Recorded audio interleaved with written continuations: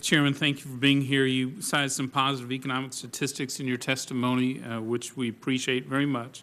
I agree with your assessment of energy and technology and tax reform as potential upsides in growing this economy. But I think everyone has to agree this is 4 years after the recession officially ended. This is a disappointing recovery. A lot of Americans have given up hope. A lot of college graduates have no jobs or are working behind cash registers. A number of people have just dropped out completely.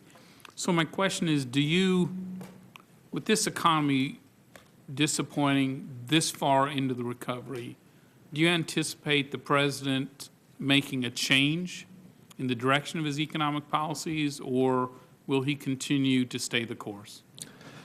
Well, Mr. Chairman, I'm not sure that I fully accept the premise of your question. I went through some of the statistics in terms of the strength of the recovery. I would, in benchmarking that success and strength, look at some comparisons. For example, we have grown more strongly than many countries around the world, including in Europe.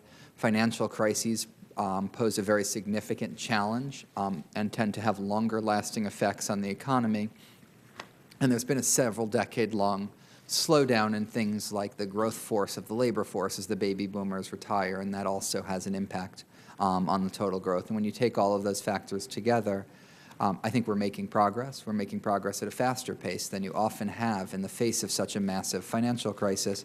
But I absolutely agree with you, Mr. Chairman, that we can't be fully satisfied with where we are, and we want to continue to make that progress. To that end, you know, the President would like to go to the next stage of what we do. So I don't know if that I'd describe it as the same or different, but a continuation. So we had temporary business tax cuts during the initial recovery phase. Now we're more focused on ongoing permanent business tax reform. We had temporary investments in infrastructure in the beginning. Now we're more focused on a sustained 6-year reauthorization of the highway bill. And so many of those are, as the economy recovers, the direction that we'd like to see our policy going. Do you see our businesses have cited repeatedly the uncertainty over higher taxes, the regulatory onslaught, the Affordable Care Act as significant drags on the economy? Do you view the current rate of red tape on local businesses as a drag on the economy? Mr. Chairman, the President has worked very hard and issued an executive order that you have to take cost-benefit into account in designing regulations. You have to do them flexibly. You have to do them in the lowest cost manner possible. And I think has been very successful in regulations whose benefits exceed their costs. But we have to constantly look to see how we can do better. In 2012, federal government issued more than 2,300 federal regulations. Only 14 underwent a full cost-benefit analysis. To me, that doesn't seem to be a reasonable approach of weighing what may be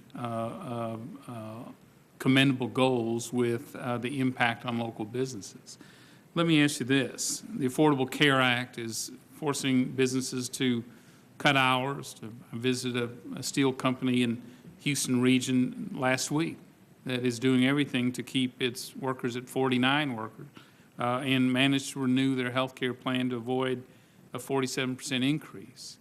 Do you believe the Affordable Care Act is acting as a drag on our local economies?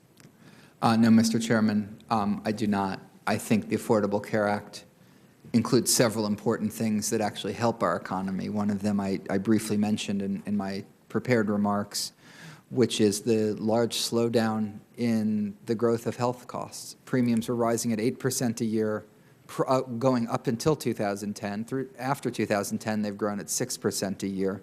There are many factors that have contributed to that slowdown, but I have no doubt that the Affordable Care Act is one of them and that that's good for businesses. As you know, there's a great deal of dispute about what has temporarily slowed medical prices increase, but I know of almost no local business in my district that's only seen a 6% increase in their insurance premiums, just the opposite. They're stunned by the increased costs.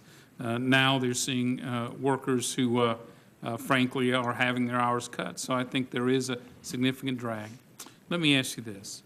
With Wall Street roaring as a result of the President's policies, middle-class America is struggling in a significant way. What specifically is the president going to do differently in economic leadership to bridge the inequality between the middle class and Wall Street? Mr. Chairman, there's a long agenda designed to get at that question. I think first and foremost, it has to be to continue to create jobs and to create jobs at a faster rate, and that's everything from investments in infrastructure to reforming our business tax code. We have to address many of the particular issues that face middle-class families, helping them to own a home. Some of the credit standards have gotten increasingly tight, what we can do about that. Some of the challenges for retirement. Many families are having a hard time saving for retirement, helping more of them have accounts. Bringing down and slowing the growth rate of the cost of health care, I think, is an important part of that agenda for the middle class as well. May I ask, before I turn to Vice Chairman Klobuchar, will the White House, having stated support for corporate tax reform, will the White House be bringing a proposal forward, and will it be encouraging Senate Democrats to pass a tax reform bill this next year?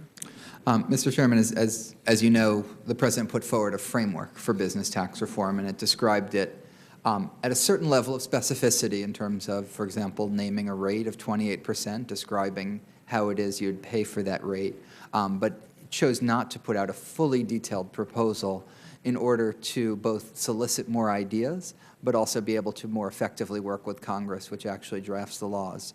What we're always trying to do is figuring out, this is a big goal of the President. It's something he tasked his economic team with as early as 2010. We're always trying to figure out what the best way to push it forward is. And so welcome any advice and opinion on that. And we've certainly encouraged Democrats and Republicans to do that, but also to embed it in a broader grand bargain for jobs that includes not just business tax reform, but the other things we need for our competitiveness, like investments in infrastructure, training, and strengthening manufacturing. Thank you. Chairman, Vice Chairman Klobuchar.